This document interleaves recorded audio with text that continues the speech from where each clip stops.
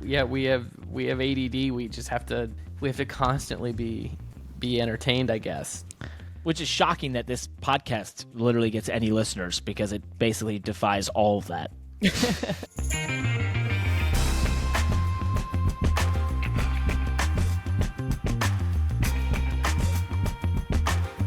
Welcome to the Money Lap. Parker, you usually do that. I do. This is our podcast about all motorsports. I'm Parker Kligerman, joined as always by Landon Cassill. Great entrance, man. Really great job. Yeah, thank you. I'm impressed. It is. We have a lot Tuesday. to dive into.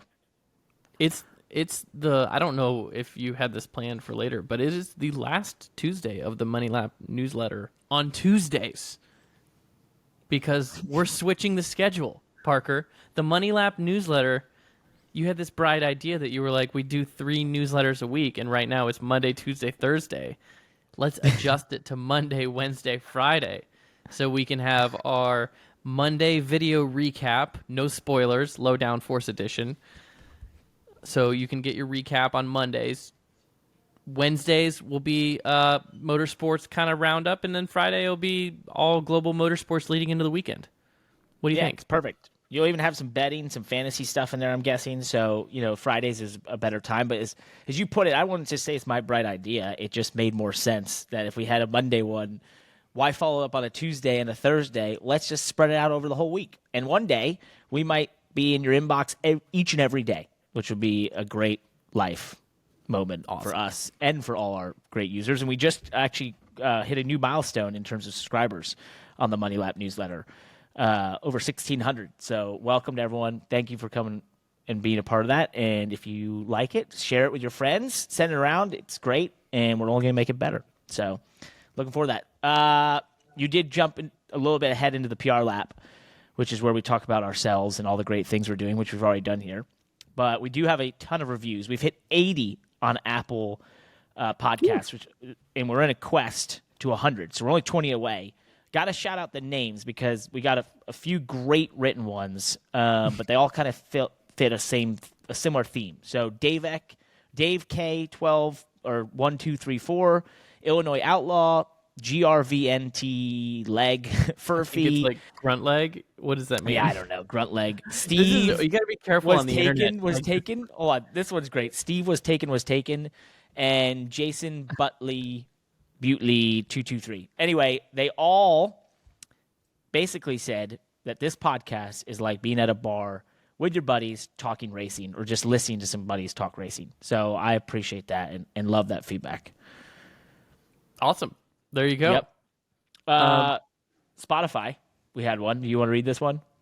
Yeah, this one came from Wes Hurd Jr.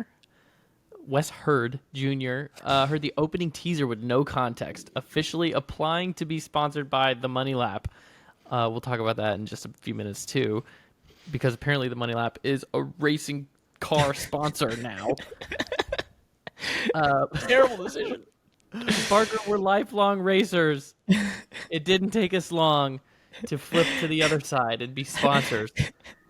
I could be bought for not all that much. Ooh, that's good. Sponsors love a cheap partner. Great value. Send me some decals. Okay. All right. Wes Hurd's got a race car. We need to get him some decals. Also, Potatoes is back with another awesome review. Amazing episode. Congrats on sponsoring a car.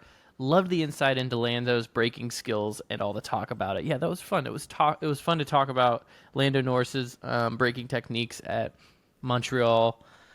Parker and I we love talking about race cars, and we love talking about driving. We're going to talk about some braking a little bit later in this episode too. There's going to be some fancy footwork going on, I think, in Chicago. So we're going to get into that a little bit more, but we just love talking about driving. So I appreciate Potatoes pointing out that conversation because it makes me feel like it's worth discussing. And we should shout out some YouTube reviews out there, comments. So Gypsy Soul Pours 9065 said, new sub here, saw you on Sam Paley's car this weekend. Enjoy you guys. Oh my gosh, motorsport sponsorship works is what I'm going to say. Sponsorship works. It's worth incredible. Every penny. Every penny. Gain subs on YouTube and a review from Gypsy Soul. So thank you. Thank you for that. Thank you, Sam Paley, by the way. Also, BreakBurner28. I think you guys bring up a great point about SHR missing a franchise driver. This is another comment. Last week on our show, we talked about Stewart-Haas Racing's announcement with Josh Berry. We talked about could they be missing a franchise driver because they're kind of setting up to have a fleet of, what do you want to call it, young or inexperienced challenger drivers type lineup. So almost everyone is happy with Stewart's old school approach and Josh Berry getting a big break, but did Stewart-Haas overlook someone? JRM was head and shoulders last year. I'm assuming he's saying he's JRM was a head and shoulders above the field. Did they get caught up in kind of that hype with going with Josh Berry? That's an interesting point. I think it was a really good point to say, did SHR overlook someone? Like who, Parker, do you think they could have overlooked? Who is BreakBurner talking about? Oh, well, there is a name out there that I've seen crop up in terms of maybe another seat that may be vacant at Stewart-Haas, which would be an interesting. I wouldn't consider him a franchise driver, but I would consider him a top 1% in a certain type of driving, and actually in what he's been doing as of late, just with an underfunded team, and that is Michael McDowell. Would he be a good option in someone that has experience, is contending up front, and allow that organization to really contend for the playoffs, right, with some sort of dependability. So it's a good question from BreakBurner. We have a lot to jump into in this episode, though, so let's rip. We have to get moving on.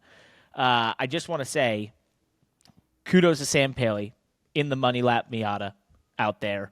He was racing against James Hinchcliffe, former IndyCar driver, obviously IndyCar commentator, but had some bad luck, Landon, which seems to be something that I don't know what it is. Our NASCAR cars seem to have bad luck. We put the Money Lap on a real race car, same result. Is it us? Yeah, it might be us. We might just be cursed. So I don't know. If you're a driver, you may not want our sticker on. But Sam did a great job. He tried his best. That's all we could ask for. We got tore up, and I think we're gonna get door out of it. So I don't know where that thing's gonna end up, but we did have our sticker on his door, and the door got crunched, and the door is headed to the Money Lap headquarters. That's amazing. Maybe you can put it with the Fast logo that I had sent to your house. The Fast logo that's in my garage that you've yet to come get. I've been meaning to get forever. Long story, want it on Twitter. Pretty excited. I want it to be in our future studio one day. Speaking of big races, we got the Firecracker 400, a huge, the biggest sim race in America coming back that we run. The sign-ups open July 4th.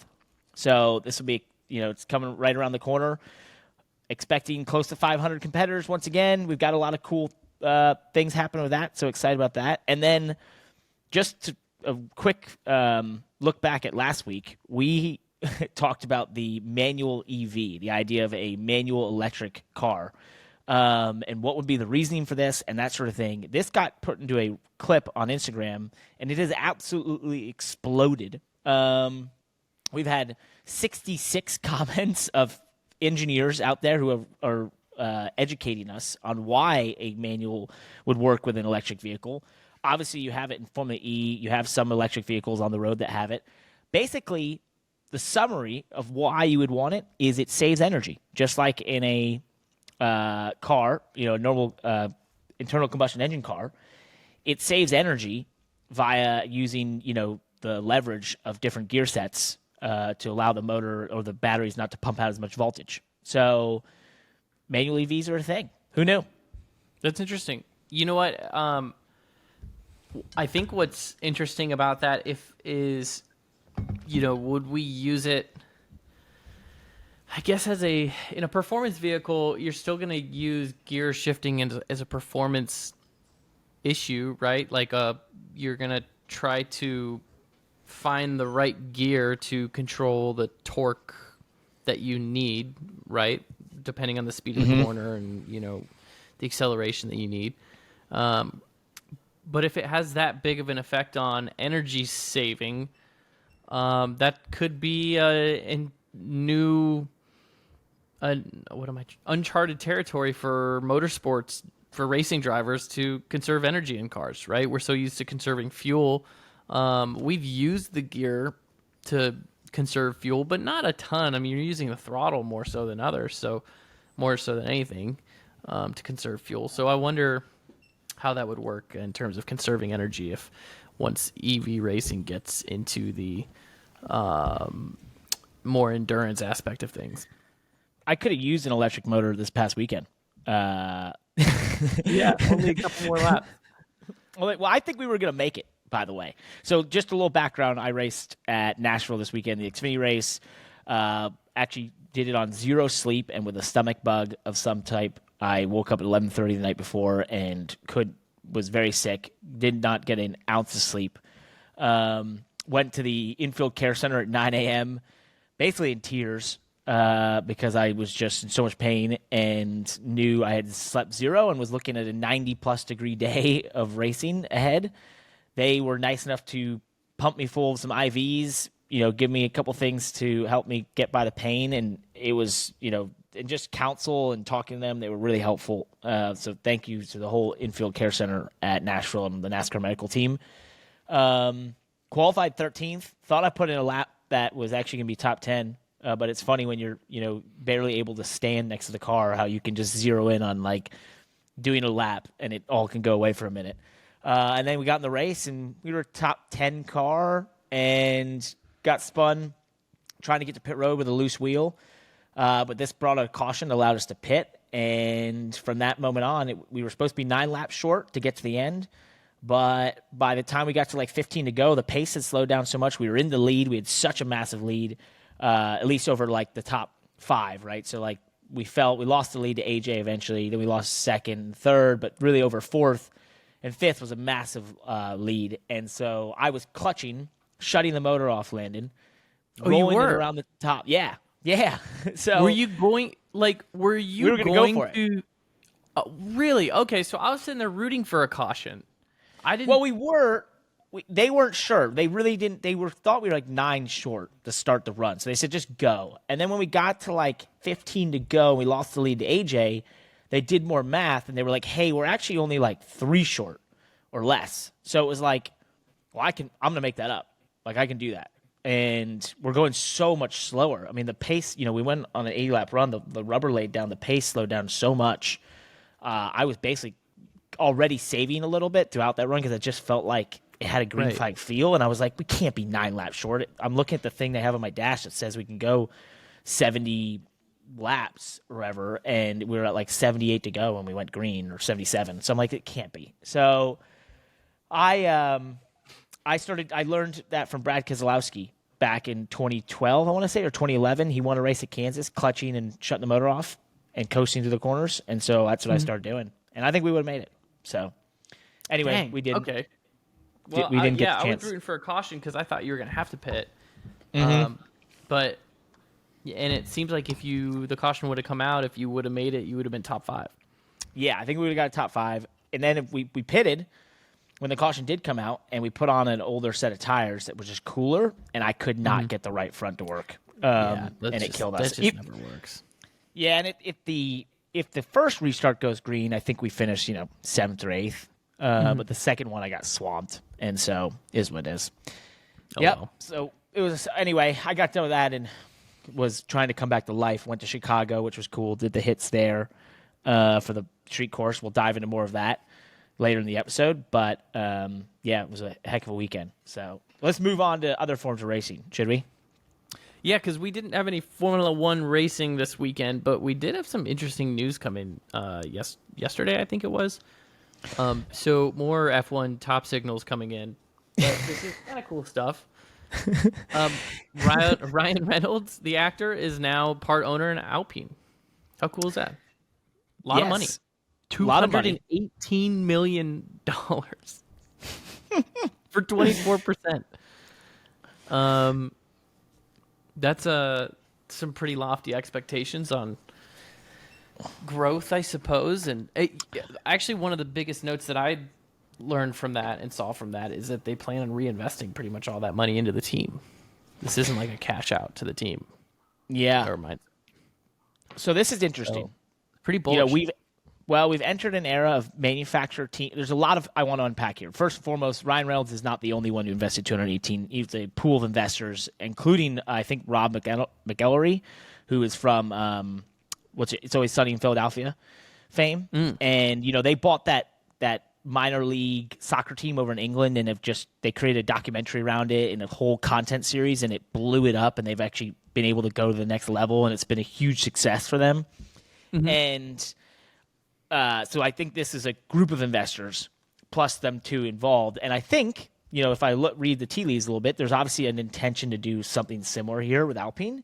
But I actually think the investment side that no one is paying attention to that is interesting is, one, yes, there's content involved. And obviously Ryan Reynolds has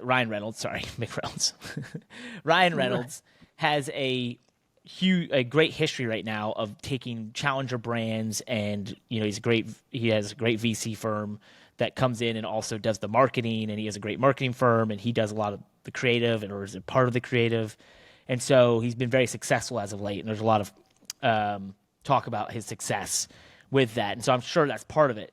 But Alpine, I think in 2026 is planning to start selling cars here in America. They don't sell in America right now. Yeah. So Alpine is owned by Renault, which does not sell in America. They're going to bring a couple of the Alpine electric sports cars to America.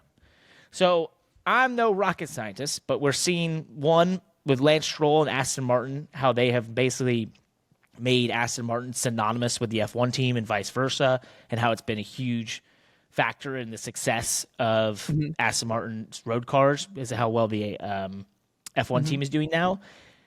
I have to think that aligning with two American superstars and a lot of American investment, while, yes, it's the F1 team, eventually may lead to the road car side, which is where the money is made. So they're valuing the team at $900 million, which is hefty, because I think some of my friends out there were like, well, that's less than NFL teams, that sort of stuff for an NFL team. And I was like, that's fine. Just know that of their $350 million they have to spend each year, because there's parts that are within the $145 million cap, and then there's a lot that isn't. And plus engine development, all that stuff is not in there. It has different sets of rules. Only a portion of that comes from the sport. So that needs to be filled, unlike all other sports where 99% of the revenue comes directly from the sport, which basically guarantees you, as the sport grows, to have a return on your investment. Race teams do not align that way. So there's a gap. And so valuing something that has a $350 million, expenditure each year for $900 million, and maybe, that the multiple on their actual profit might be wildly high at $900 million. That's what I was trying to say. Yeah, I'm with you. Thanks. Wow. Yeah, I think that's the beauty of motorsport, or what's interesting about motorsport is it's a very it's hard to tell sometimes how people are going to be able to monetize it. It operates as these big businesses, but in a lot of ways they're hobbies to supplement some other large initiative, Yep. Even Rick Hendrick and Roger Penske leverage their race teams to benefit their dealerships or the business-to-business models among their dealerships. I would imagine that Pennzoil, as much as it is a great sponsor partner at Penske, is also probably well integrated into Penske dealerships. So the point of that is you make a good point with Alpine expanding the U.S., partnering with large U.S. superstars like Ryan Reynolds. Could be setting up for an interesting marketing springboard, I guess, when they get here. I look forward to seeing how this plays out. It will be interesting. Speaking of Formula One, F1 back on the track this weekend. Yes, we do. That's what I was going to say. It does look like it may rain in Austria this weekend. So perhaps something like like an act of God, like Mother Nature, may be able to stop Max Verstappen from leading every lap, winning the pole, and winning the race. I suppose it could. I think the field's best chance of that though is if you see something like we had in Monaco, which was rain off and on, creating an uncertainty in the strategy, and could open opportunity, for someone to take an advantage of that, because not only is Red Bull superior in the dry, I think Max proved in qualifying last 2 weeks ago in Montreal that in the wet he's also superior as a driver in the wet as well. So I think if you could see some off and on rain showers, track drying, going wet again a couple times in the middle of a race, that would make it interesting. Except you bring that up. Except if we think back to Monaco, Aston Martin had it. They had it in their grasp. They just needed to put on the right tires. And what did they do? That's my point. They didn't put on the right tires. No, but that's my point, is that the fact that the track was going from dry conditions to wet, but we knew it was thought it was going to go back to dry, wasn't sure how the race was going to end. That uncertainty is what opened up a strategic opportunity for Aston Martin. Yeah. If it's just a washout and just a steady rain, then whether it's a rain race or a dry race, I don't think it looks, at least at the top of the field, it's not going to look too much different than it would anyways. Basically, Austria, Mother Nature, act of God, we need something to give somebody a chance. What's interesting? There's a psychology lesson in this, because we talk about how F1 is so much more boring than NASCAR, and NASCAR's all exciting and passing and restarts and all this stuff. And F1, we it's like this foregone conclusion. We already know who's going to win, which is horrible. We don't know who's going to win this weekend. No, right? we don't. But it's almost like it creates this tension, right? Where now that we're talking about it, and even though we know that Max is probably going to win, there's this little bit of tension there that it's like, but maybe not. But here's how he couldn't. And I don't, as a racing fan, it makes me want to tune in just as much as knowing how he's going to lose. It's 500 laps at Bristol, and there's going to be wrecks, and there's going to be restarts. Bring that voice back. No. Please. That was awesome. You know what? F1 has survived for decades on what you just described, which is, when I think of American sports versus European sports, the best example is football, our American football in the NFL, and then football soccer, as the rest of the world knows it, which is soccer, right? Soccer. Which is soccer. Listen to you. Wow. Well, listen to this. Hold on. Soccer words. is the anticipation of a moment, right? Of something happening. Where a goal happens, it's not going to happen often, but it's the anticipation. You're on pins and needles the entire time, thinking it could happen right now. The NFL and American sports are like, we're going to bludgeon you to death with exciting moments, and hopefully one of them is just way more exciting than the other 28 million of them that just happened before. Right? Us Americans have to be stimulated constantly. Yes. We have ADD. We just have to constantly be entertained, I guess. Which is shocking that this podcast literally gets any listeners, because it basically defies all of that. No, but that's a good point. That's a really good point. I kind of thought you were going to go a certain route about, like, when you started saying that F1 has survived, decades of change, and it's still here, and it goes decades without quote unquote excitement or passing, or one thing I thought you were going to say is this a testament to them just sticking to their roots, and it's an argument for why tradition is valuable and important. You could use that as the basis for an argument against all of not all, but like you could use that as a argument, as the basis of an argument against rule changes for the sake of entertainment, right? Mm-hmm. And where, sanctioning bodies will say, well, we're an entertainment sport, we got to find a way to please the fans. And so they make changes and they go, we did that double file restarts or, green, white checkers, XYZ, all these things. It's like, we're an entertainment sport. So, you got to let us do it. But then at what point do you make so many changes that you've lost your identity? There's an interesting debate to be had there where you could compare that to a sport or any sport that just doesn't change for decades upon decades. And that nostalgia is maybe or that tradition, that brand, I don't know what you want to call it, identity. Yep. That's what just compounds over years and makes it, immortal, I guess.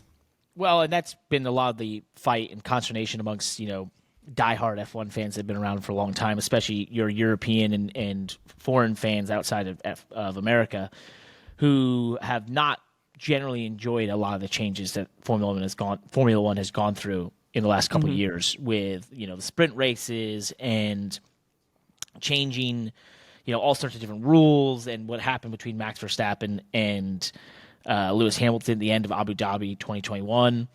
You have these moments where it has become clear, and this started 6-7 years ago, where we've talked about this many times ad nauseum on this podcast, where Formula One has chosen to go towards this entertainment route as opposed to pure sport because they felt like, this is the growth opportunity. On the flips, on the other part of that scale is NASCAR, which is willing to make changes mid-season, in between races, sometimes on a race weekend, whatever it takes. And I think, personally, although obviously I'm in NASCAR, I think it has gone too far often. The choose cone to me is I just still don't understand it. I don't get why it's a thing.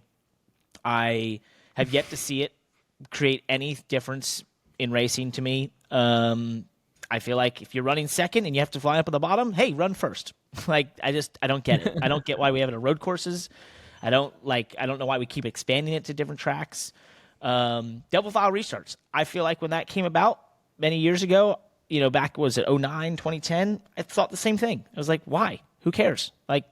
This doesn't make any sense to me. So I do think there's areas where, you can cross that line, but, that's everyone has their own theory about what creates fans and what gets eyeballs.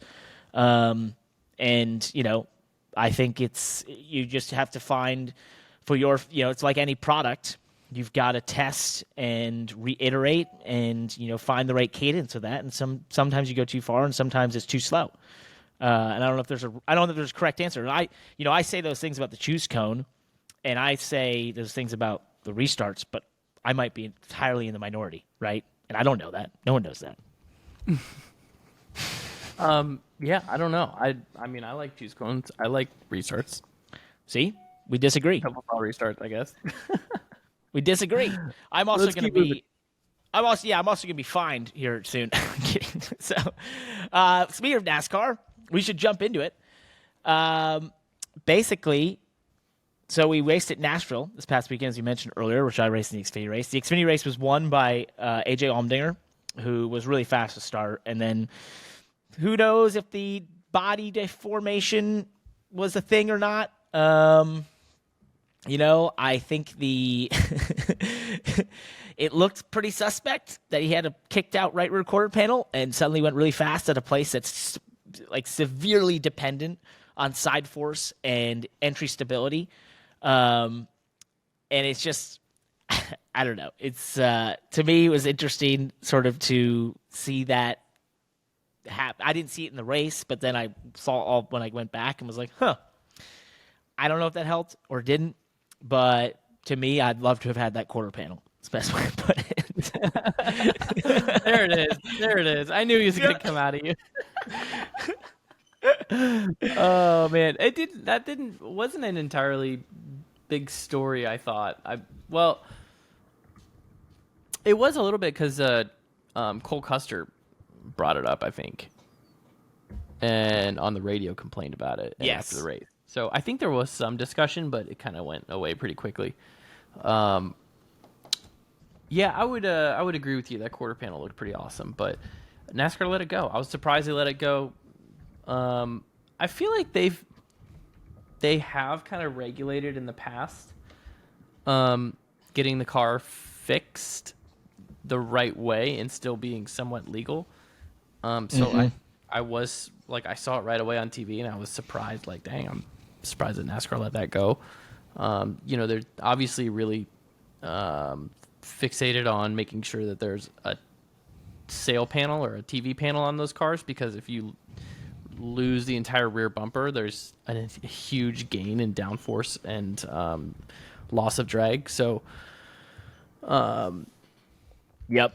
But when you fix that right rear quarter panel, it can be weird, and maybe they just didn't think it was an issue, and maybe it wasn't. I don't know. I just want that quarter panel. That's all I'm saying. So, anyway, congrats to AJ. He's on fire this year. Anything in terms of the Xfinity Series, he's got 2 wins and 3 starts. He's been really annoying to race. So, wish he'd stop showing up. In the Cup race, Chastain beats Martin Truex Jr. Lots to unpack here. A sold-out crowd, epic event. Chastain did what he does so damn well, which is aero block, and he's one of the best in the world at this. I tweeted about this because it happened to me last year in the truck race, racing for second or third. He held me off for lap after lap at Darlington by just going to whatever lane I went to. And it was the most frustrating thing there was. But midway through, and my spotter is Brandon McReynolds, who's his spotter in the Cup Series. And at one point, Brandon just goes, he's just going to keep doing it. Like, he knows. Like, he's like, I tell him to do these things, so he knows how he's doing it. And he did it lap after lap. And I remember getting frustrated, and then sort of the light bulb went off, and I thought, all right, that's the level I have to be at. So I took notes, sort of saw how he was doing it when he was doing it. Eventually I got by him. But it was really interesting. And I saw, Martin Truex complained about it the other night at Nashville. But it's a talent. It's a skill. To be able to change your line without being overly slow while looking in the camera or the mirror mid-entry to the corner, it's a hell of a talent. I'm not going to lie. And it's something that he does really well. Logano does well. But I think he might be one of the best at it right now. How big was that win for him? Last week, before you answer that question, last week on our show, I don't think we actually talked about it because I don't think we got to it, but one of the notes that we had on our show to talk about was a sort of a question about Ross, and is he, did he kind of get neutered a little bit? Yep. And is it in his head, or is he, is it like, what is it taking for him to, climb back to the Ross that we know and love and support? And then, of course, I don't think we even talked about it on the show, but sure enough, he goes and qualifies in the pole and wins in Nashville. How big was that? I mean, even listening to him after the race, kind of being able to say out loud, don't listen to everybody. They're, keep being yourself. Yeah. That's a huge and great timing for that, wouldn't you say? It was a powerful message. It was a really powerful post-race statement of, hey, look, I loved how he put it. He's like, look, they don't want you to succeed, and they will try and tell you what you're doing wrong and hold you back and that sort of thing. He's like, you just have to believe in yourself and believe that what got you here. And I just thought that was really compelling because it reminds people this is a competition. And I think sometimes people think of it as almost like a fraternity to be in the Cup Series or whatever, and it's like, oh, we're all race car drivers, yay, fun, cool, how great. But it's like, no. This is how they make their living. It's life or death. Like, we are there to race and to beat every single everyone else on the track. I think Ross brings a little bit with that. So I think it was a powerful statement.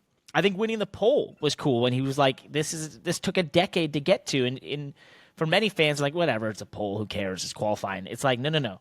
On that day, he was the fastest driver in the NASCAR Cup Series for the first time in his life. That's a pretty big moment. You're the fastest stock car driver. That's pretty cool. You're the fastest stock car driver in America on that day, in the world on that day, right then and there. Like, nobody's better. So I think that was a big moment, and it just all kind of culminated to, the race and all the stuff that was going on behind the scenes. And Justin Marks talked about this on social media and saying, like, a lot of people wanted to make more out of that discussion than it was. He was like, I didn't talk to him as a boss to an employee. He was like, I sat down as a racer and just was like, hey, man, we have such fast cars. How do we just win? Like, what do we need to do together? And I think that's a cool part of it too. So overall, really big for Trackhouse to win in Nashville. As Justin has said, that deal started between him and Ty Norris in a place in Nashville as an idea with a whiteboard, and that finally became Trackhouse, and now they got a win there. It's pretty cool. That is pretty awesome. Somehow it got jammed into our notes too. I think we're supposed to mention that producer Josh won NASCAR Fantasy this weekend for E-Racer. And he beat out his dad and the E-Racer AI bot by 3 and 9 points, which, by the way, we have an AI bot that runs fantasy and does our fantasy picks for the Money Lap newsletter. And the bot does really well. I think Insanely well. Like it does crazy well. So, yeah, we do have a proprietary algorithm for prompting the bot to make our fantasy pick selections, and we send out those picks in the Money Lap newsletter, which you can subscribe to at themoneylap.com. And it does well, but Josh beat the bot this weekend, and it was big for his Money Lap Fantasy Championship hopes, and he put that in the notes because he is felt that it was important for us to mention that. So we go from Nashville to Chicago, which hold on. What? Hold on. You realize he did this all while missing the race because he was at Flight Simulation Expo. You had that in there as well. Yeah, he wanted us to know that he was at Flight Simulation Expo. So great job, Josh. But Nashville's done. You're only as good as your last race because we head to Chicago. And Parker, not going back to your schedule for just a second, but you raced in Nashville Saturday.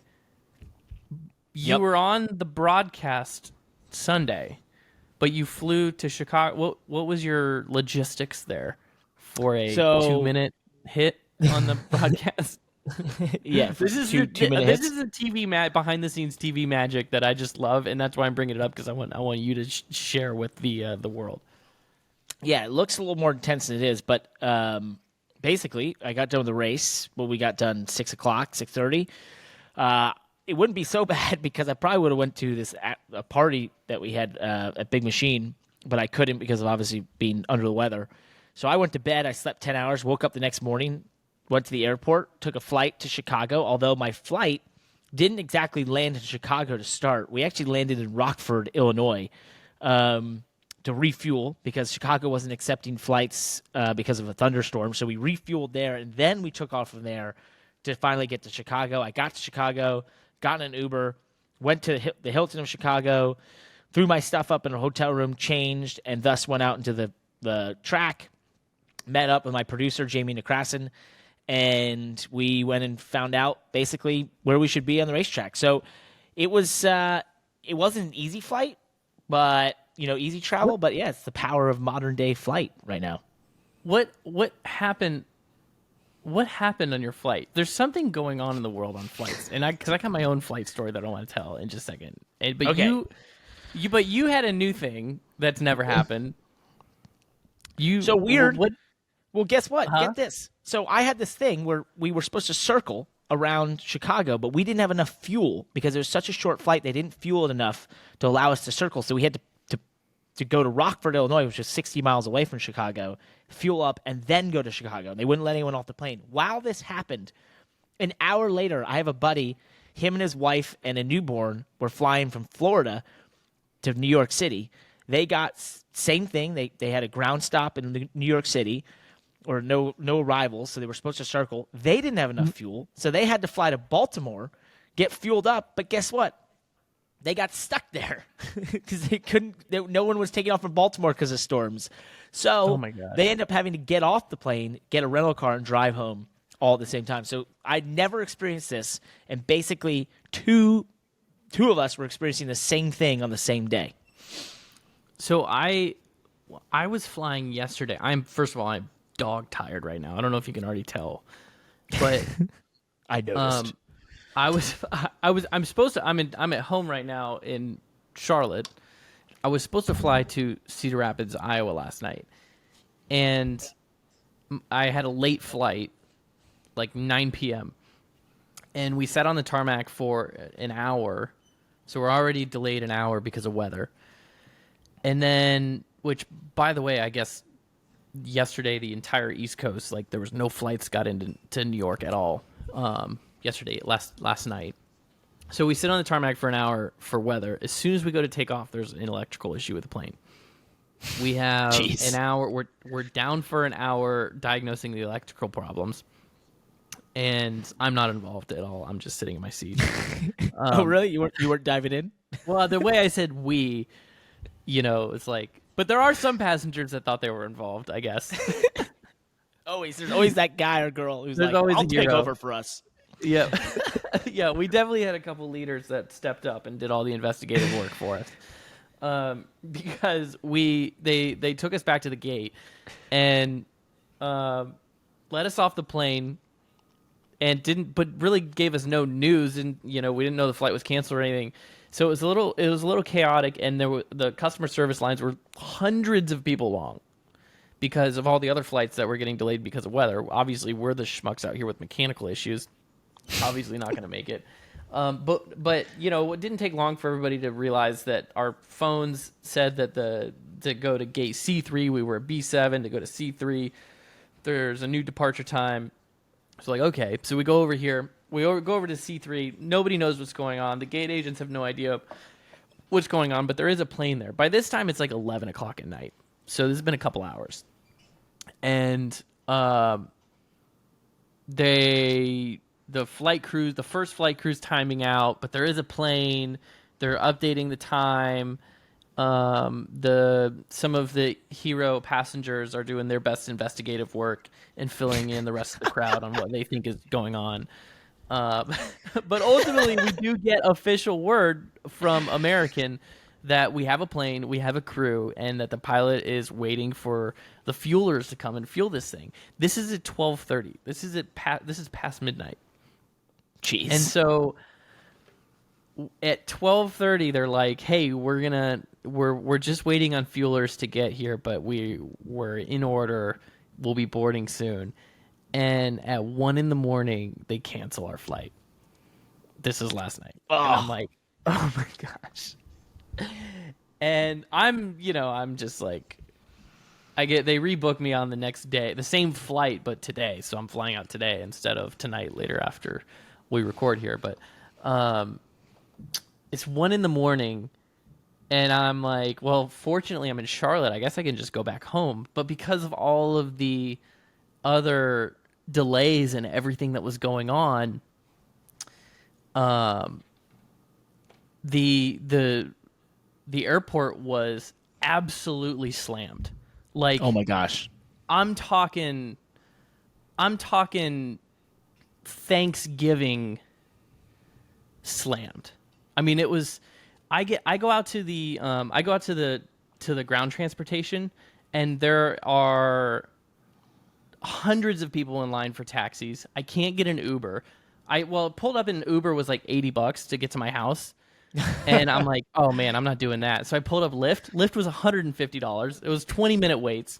Oh my God. I finally was able to get an Uber to come get me. I waited 30 minutes for an Uber. And Jeez. it was just pure and utter chaos. So I get in this Uber. It's 1:30 in the morning. I don't know. Now I guess I'm rambling, but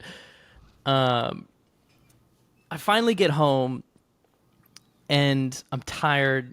I walk in the front door. It's 2 a.m. when I get home, and of course I just half asleep, kick my shoes off, take one foot on the step, and I crunch my foot on Sheldon Creed #2 Whalen Chevrolet. What? 2 a.m. And this is a car that has been recently run over by a lawnmower, so there is a windshield broken already, and sharp serrated edges. The car looks like it's been flipped. Has he actually flipped in real life in the number 2 car? Probably. I probably caused it. Probably. Well, so it's an actual raced version now, I guess, and it caused great deal of pain to my feet at 2 a.m. when I was already frustrated and tired. And there's no reason to have a wrecked diecast in your house. There's no reason to let a diecast get run over by the lawnmower and not replace it and fix it. You know where you can fix your broken diecast and get a fresh diecast? Get yourself a fresh Sheldon Creed diecast. That's right. SpoilerDiecast.com has got you covered. With same day or next day shipping, free shipping on orders over $20, and over 800 unique products in stock. SpoilerDiecast.com is a young company growing in the racing industry. They offer diecast models for NASCAR, dirt sprint cars, Indycar, and F1 with a pre-order system in place for those hard-to-find models.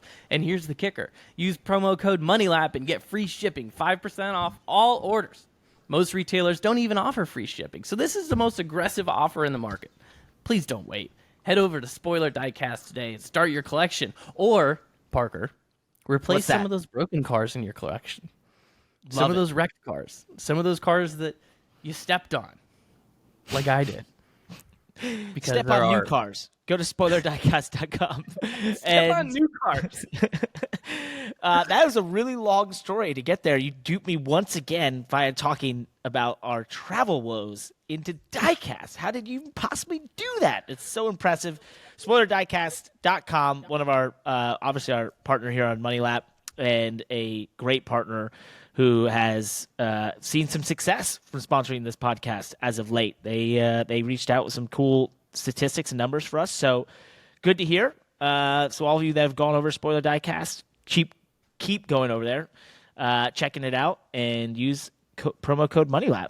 Let us tag us. You buy a diecast there, tag us on social media, and we'll shout you out and show us what you got. So I do want to say one thing about that story, though.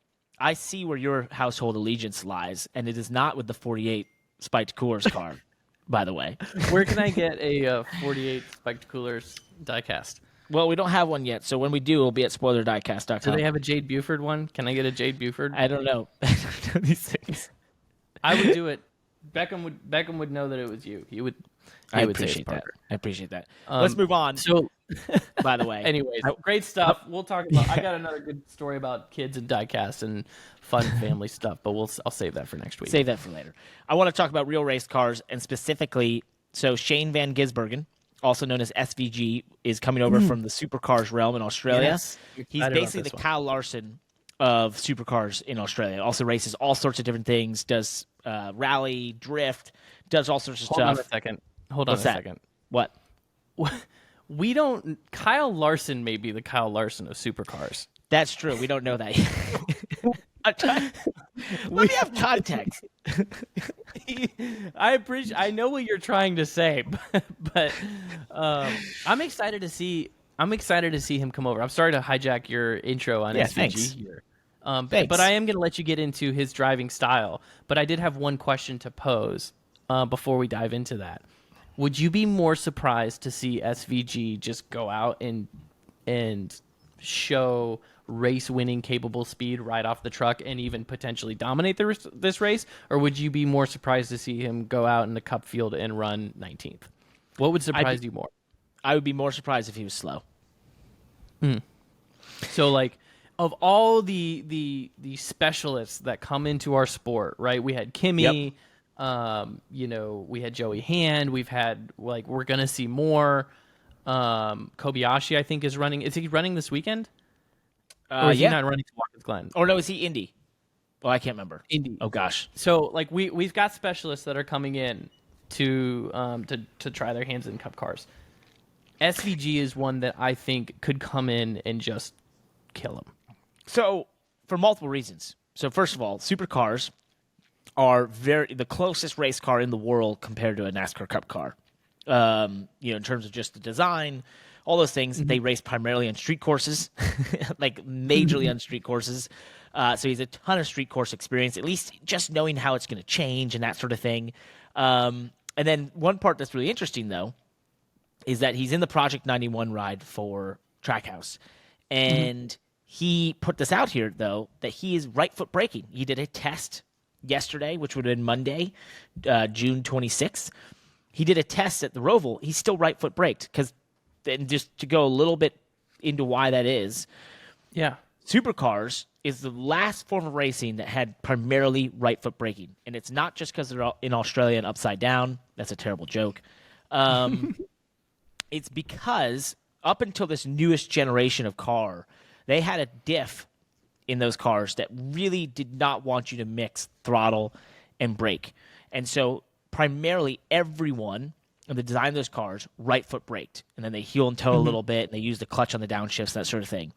Because of this, in the era he came into Supercars when he was like 18 years old, you had to right foot brake. It was only like one left foot braker, and he wasn't that successful. Now, for those that don't realize, in all other forms of racing, whether it's sports cars, Formula cars, especially Formula cars, they were the first to do this. In NASCAR, even, for the last 15 years, 20 years, we are all left foot brakers because we don't need to use the clutch on the downshifts. You don't need to do anything other than match the revs because of the way the gearboxes are designed. So, with that, there is some interesting things that happen when you right foot brake. You don't mix throttle into the equation that often, right? Which can make it that the car maybe is more stable. There's a gap between when you lift off and brake, which is something that in a Formula car is detrimental, but in a big heavy stock car can be something that lets the car settle before you start braking, which for us might feel like where we lift and then sort of hit the brake or we're trying to save fuel. It might naturally have that gap, which can change things. But I did confirm with the team owner at Trackhouse that he did right foot brake, and the quote was, "That's also what makes him fast." So we'll see. I don't know. This is gonna be fascinating. I've wanted to see. I think the rear tire life is better. Is it? Can potentially be better.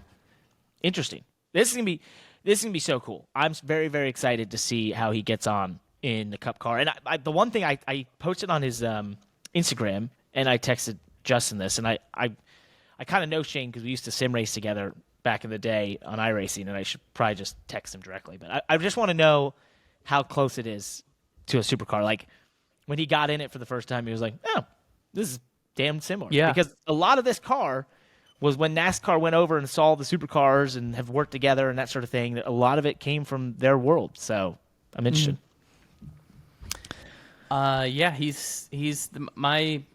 Those were my big questions. Was just what would surprise you more? I think of all the specialists that come into the sport, I think that he's more likely to have a instant success in a NASCAR race than Max Verstappen would.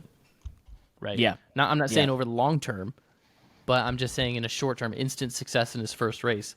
Here's a guy that literally runs next gen style cars on street courses for a living, and he's the best at it. Yep. Oh, that's why I'm like, this is going to be fascinating. I just want to do a couple shout outs about the Chicago street course because obviously I've been able to see it in person. I believe that we'll be running on about 20 different pavement types, including ones that are some of a pavement type we've never seen in our life. We are going to be primarily for the next gen car. From what I can see in the sim, it's first gear corners. A lot of first gear corners, a lot of fourth to first gear. And you have one thing about the street course that's going to be interesting is we don't have, like, when you look at Long Beach and Monaco and any street course, they have multiple series running over the weekend at lay rubber. With NASCAR this weekend, they closed this street course for the public close the streets Friday night at midnight. The only thing that's going to get on it is the Xfinity cars for practice. So myself, which will be interesting. Then we go qualify. Then the Cup cars practice and qualify, and then we race. And then the Cup cars race the next day. So there is not going to be a lot of rubber. This track is going to gain speed massively and theoretically from the beginning to the end. It will be incredibly low grip to start. It's going to go through a lot of transition. Oh, my gosh, so much. It's going to be wild. You're going to see weird lines trying to avoid weird bumps. There's into Turn 4 on the sim. We're all trying to find different lines, which is going to be interesting. How much practice time is there? 55 minutes. Wow. And then directly into qualifying. Oh my gosh. That's awesome. It's wild. I just a couple other things. Turn 7 to 11 is probably the tightest area that we will have ever raced on in NASCAR in terms of like width of the racetrack. So that will be interesting. And my belief is to win the pole in either the Xfinity Series or the Cup Series, your car better have wall streaks on both left rear and the right rear by the end of the lap because it's so tight in areas. You're going to have tenths of speed that will be made via just scraping the wall perfectly, which will look awesome, I think. So it's going to be really interesting. What's that? That's going to be fun to watch. Oh, yeah, it's going to be super cool to watch. I can't wait. Also, if you want to see, if you're listening to this, this will already have happened, but eNASCAR will have run at Chicago on the iRacing service there, which we saw a little preview. A little preview. We got the Wendy's Baconator on the 42, and the 69 is carrying the Firecracker 400 paint scheme. So look for the Collins. Look for the Collins. The Collins. And look for the Collins, and let us know.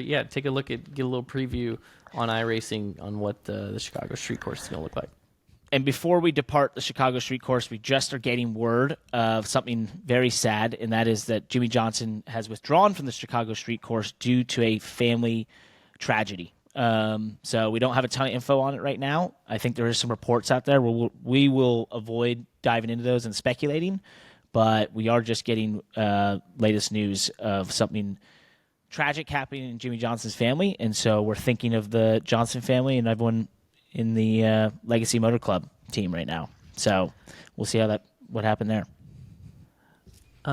What else we have before we gotta go here? I watched